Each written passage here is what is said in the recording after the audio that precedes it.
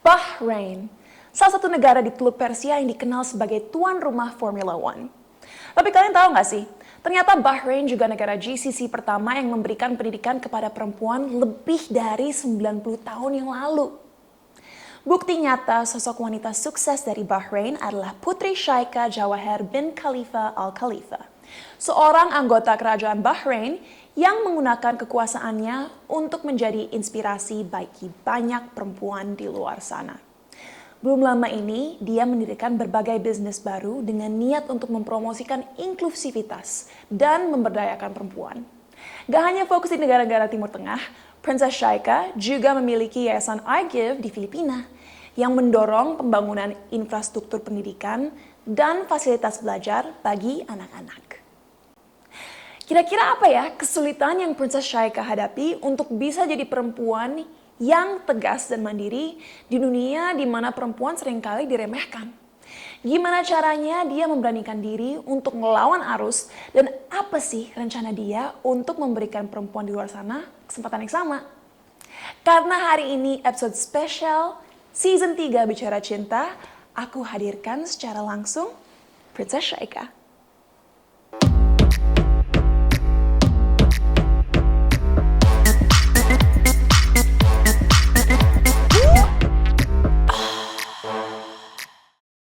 It is such an honor for me to have a princess on the show, and I'm sure you hear that all the time, but I think girls growing up always dream of becoming a princess, so to have a real one present in the studio is something else for me.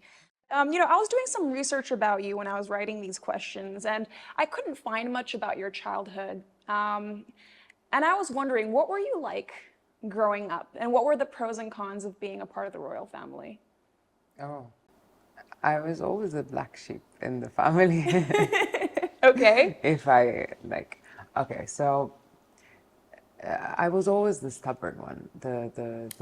Yes, exactly. I'm sure you understand. Like when you're the one who doesn't listen and always wants to do things on your own way, and that's how I grew up. Always. Against everything I've been told and asked to do. It doesn't really go well with the royal family or with Arab families in general, you know. So I think it was a challenge. It wasn't easy to just ignore sometimes orders or something that you're asked to do because you prefer to do something in your way. Mm-hmm. So you're basically a rebel. Which I like, because I feel like we need more rebellious women out there in this present day and age. I agree. But you know, what I found super cool was when I was researching about Bahrain, I learned that Bahrain was the first GCC country that provided education for women in the 1920s. One of the first GCC countries to have associations catered towards women, the first GCC country to have a private university catered to women. Yeah. And the most important thing is they were the first GCC country to allow women to vote and gain high-ranking positions in the government. You know, and this basically defies the stereotype that people have towards the Middle East and how people in the Middle East view and treat women.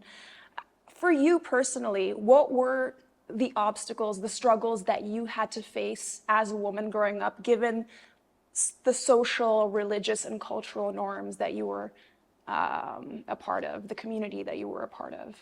Honestly, all of the things that you just mentioned, you know, actually helped me to be able to be rebellious, to be able to be different, to be able to do something new.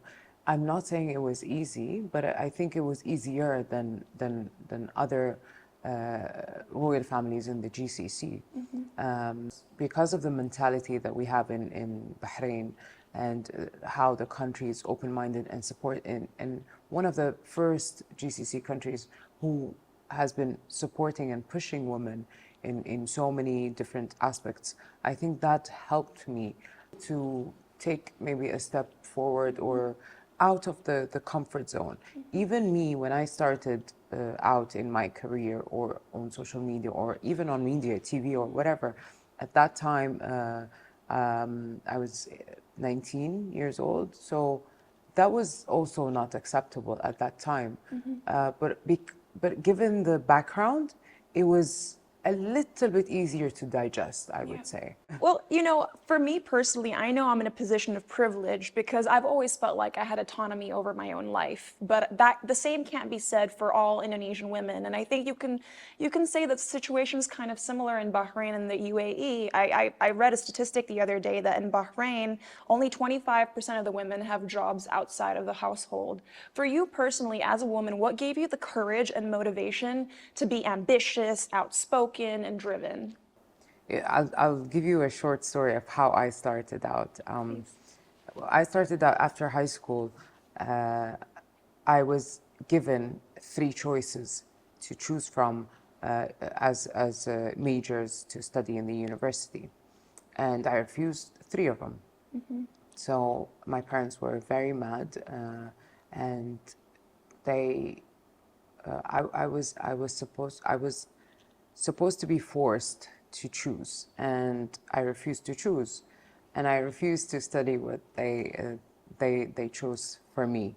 And also I refused at the beginning that I didn't want to go to the particular university they wanted me to go to, because it's a only girls university, and the curriculum is different and whatnot. So I refused that university, but I was forced.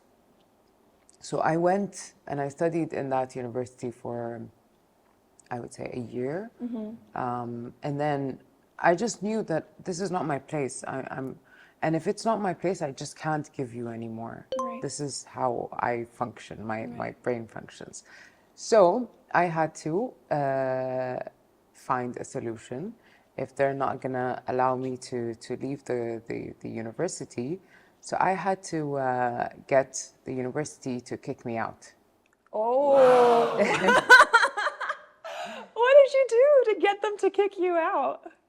Are you allowed to tell us? No, I didn't. No.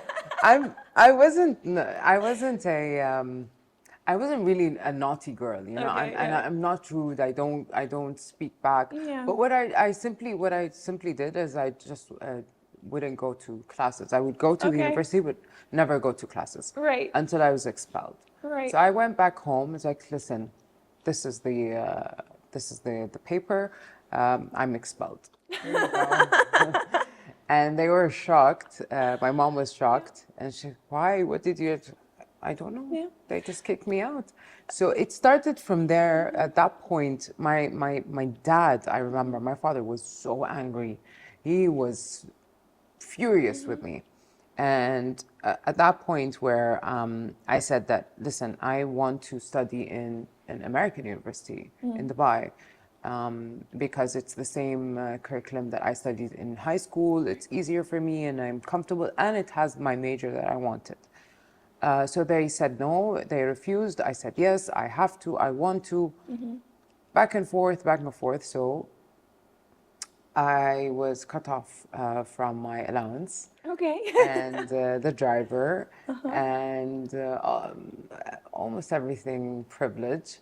So they told me, okay, if you want it this way, okay, fine, no problem. You can do it your way, but on your own. Right.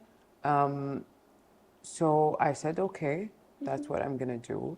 And that's what I did. I started looking for a job. Yeah. So that was my first job I got when I was 19 years old.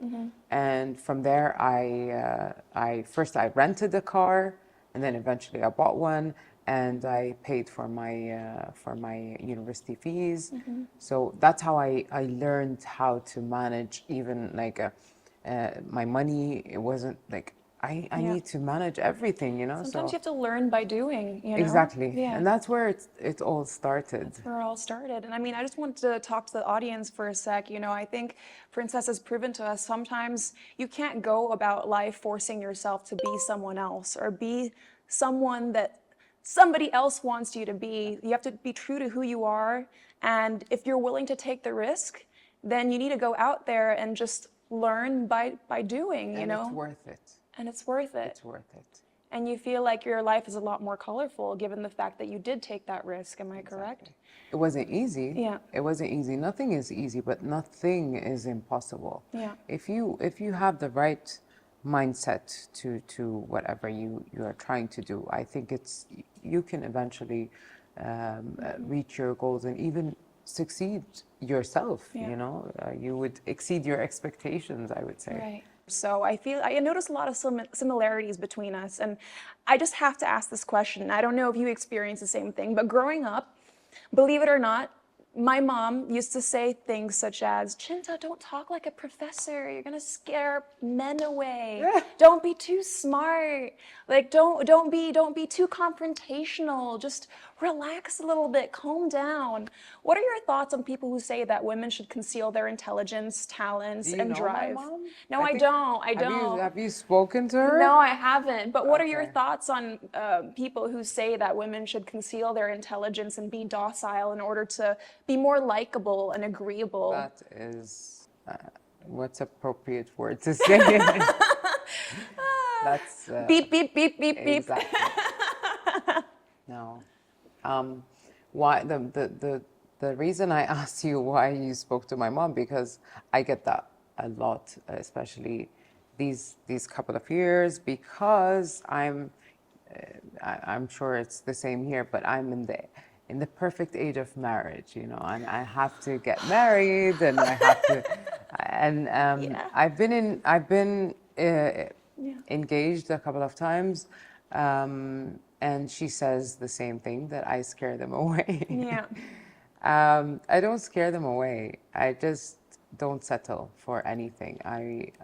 I deserve the best, and that's what I'm gonna settle for. I'm not gonna settle for just a husband to please anyone. Yes. And that's it. So no, I disagree. Yeah. I am who I am, and I'm proud of it. I've worked so hard to get where I am today, to clean my mind, to educate myself, to have a good reputation, to look like this, to reach to this point. I've done so much. For me to shrink, Yeah. for someone to like Yeah. me, if you don't like me in my like my normal size, then you're too small for me, Exactly. and I don't accept that. And in other words, ladies, know your worth. Do not dim your light for anyone. You deserve the best. Yes. The best. The right person will know exactly how to treat you, and that is no less than a queen. Exactly. Yeah, I totally agree. I mean, with all due respect to all men, but I am an independent. I am successful. I am beautiful. I am young. Alhamdulillah Rabbil Alameen. All of these things are a blessing. I am grateful. So a man, if we're talking about a relationship and marriage and whatnot, you are a plus only. You cannot be a subtract. You cannot. You are only a plus to me. You push me further. You empower me. You make me happy. You make me laugh. You make me feel good. Other than that, shukran, thank you very much. Wow. No, I Killing have it. no time for that. I love that response. So I found out that recently you became founder and chairperson of Green Aventurin Holding, which is like an investment and management conglomerate consisting of 13 business assets. Woo, that's a mouthful. What drove you to start those business endeavors? What was the motivation behind it? This Green Aventurin, like, took so many failure attempts before that. I've opened an event management company, advertising company. I thought I was a designer one day. I've tried everything. Export, import. I've tried like so many things because I just wanted to know, like, I wanted to open a business and I wanted to earn my own money, but also I had something in mind that there was a vision in my eyes, Yeah. but I never knew how or what is it gonna be. I just always saw myself Right. being a lady boss, entering, like entering this big room with so many employees, Right. and everyone is terrified by me entering because I'm the boss. So I just had that. I just had that vision in relate. my eyes, and Yes. I just wanted to work towards that, I Right. think, and build a legacy, but also earn my own money. And throughout all of the businesses that I've tried and failed and tried and failed, I guess what I realized after so many years is my strength and the true talent that I have was networking and working with people. Yes. That is the talent, or Yeah. I don't know That's what. who you are at your core. Exactly. That's who I am, and that's what I'm good at. Right. So I had to take that and find a way to make money out of it. And that's where the idea of the company started, and Right. one company brought the other, just by being the core person or the heart of, to connect all of the other parts of the body. You need the heart. Right. So just by being the heart of every business, but you're actually not functioning the mind. You're not functioning the hands, the arms, or the legs. But It's you're like the a heart. piece of machinery, you're the brains, but you need all these subsidiary Exactly. spare parts that could help you run everything. Exactly. And I just want to reiterate something that I feel like very important, something you had mentioned. A lot of Gen Zs, young millennials, think that between the age of 20 to 25, after high school, after uni, they need to have everything figured out. They need to know exactly what they need to do. But guys, it's so important for you guys to know that it's important to experiment, to explore, to find what To truly fail. suits you, to fail. You have to fail Yeah. to understand what success is.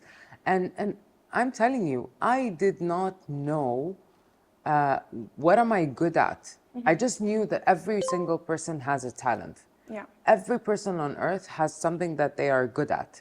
Maybe it's math, maybe it's photography, maybe it's your voice. Every single person has something. No person has no talent, but it's up to you to dig for it and look for it and then utilize that. And that's exactly what I did. I think the jewel that I understood very early on, and it helped me to push for further, even in the worst times, is the option of giving up was out. Yes. It wasn't. It was deleted. It wasn't there. So there wasn't an option that I can give up one day. The day that I took the decision by going and having a job and not going back and I'm a person with so much pride. So that day I said, you know what, if I'm cut off from the allowance and everything, I'm never gonna go back and ask for something. And now it's 9 years. Yeah. I've never went back, even in the darkest times, in the worst times, I haven't went back to ask for support. And that's what shocked them at the beginning. And I stayed for a couple of years. They were waiting, my parents were waiting for me to come back. I Yep. did not. So now you're talking about, I have so many siblings, we're 8, but I think, but alhamdulillah, I'm the most successful child of them all, and they are mostly proud of Yeah. of what I'm doing now. And they look up to you as a role model. But something that I loved when I was looking at your website for Green Aventurine Holdings was that you said that you want to promote inclusivity and empower women through the businesses that you have. How do you intend on achieving that, given the fact that many Asian countries and Middle Eastern countries still, to an extent, control every facet of a woman's life? There are still certain norms and beliefs that cause them to, yeah, on one hand, seem more modern and open-minded in their views, but like once you approach them regarding these matters, they're like, actually, no, we have certain norms that we abide by, and this is not okay. I try to ignore that, and so how do we empower women is, first of all, I always look for women partnership in different businesses. I think it's very important to not only important, but I also feel very much more comfortable working with successful, confident women. Even it's more important for me, for myself. I think it gives me so much energy. It makes me stronger when I have a strong woman by my side. I feel the energy, and this is something I really I've been doing in the past years. Most of my partnerships are with strong women in Indonesia and Philippines, in Switzerland, in Pakistan, and India. I look for women, to be honest. That's one thing. Another thing, so much of our business has a charitable perspective, where charity goes to mothers and children and education, especially children. We look at places with poverty and we try to help with water. We try to help with clothing, we try to help with housing, and we look at the elderlies also. Right. But especially we try to empower women. We had a program in the Philippines for the women in jail. Right. We try to support by giving them materials for them to sew or work on, and then to be sold, and then the money goes to the families. So, and that's where it started, actually, and I'm looking to expand more as a... Yeah, I mean, there's a lot to do in Indonesia, and I myself have a foundation called Act of Love, so maybe we should talk about it outside of this podcast at some point. That would be great. Love to, yeah. What brought you to Indonesia this time? I know this is your first trip here. Am I correct? It is. What brought you here? Well, I was invited by also a strong, powerful, successful, beautiful Indonesian lady. She's a jewelry designer, which I'm wearing. Ooh. So it's called Passion Jewelry. So Miss Irene, in Irene Tanu. yes, Yes. in Indonesian you say Madame in a, what's the word? Oh, I mean, I I've call her heard it. Irene. What have you heard? Ibu? Ibu Irene? Ibu Irene. So I'm learning. Yes. So Ibu Irene was the one to invite me because we are having an event. It's a women empowerment event. We also, and it's a collaboration between Passion Jewelry, and there was a new collection of jewelries which she said I inspired her to design. So that was really nice. But also there is a charity event that we're having in Bali, and one of the most important things is that I want to explore Indonesia from a business aspect for my businesses. Amazing. And one more thing, we are also planning to have the Global Women Empowerment Summit this year in Indonesia. Oh my God, that'd be amazing. Invite me, please. You have to be there. Okay. You have to. We say in Arabic, we don't invite the people of the house. The people of the house we never invite.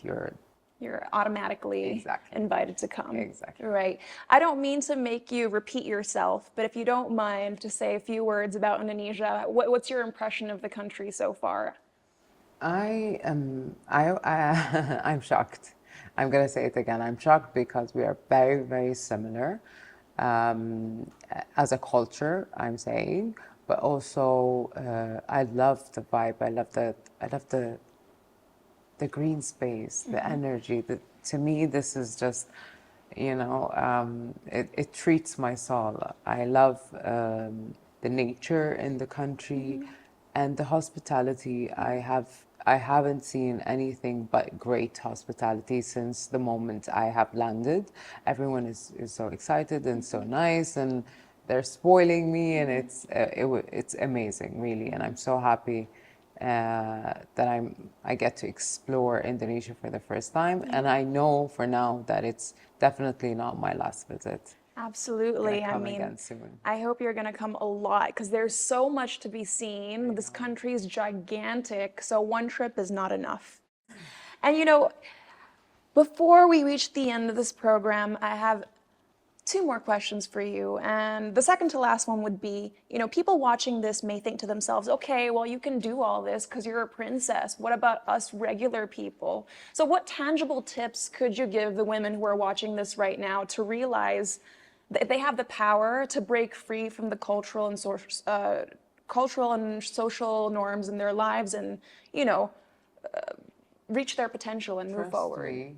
Trust me.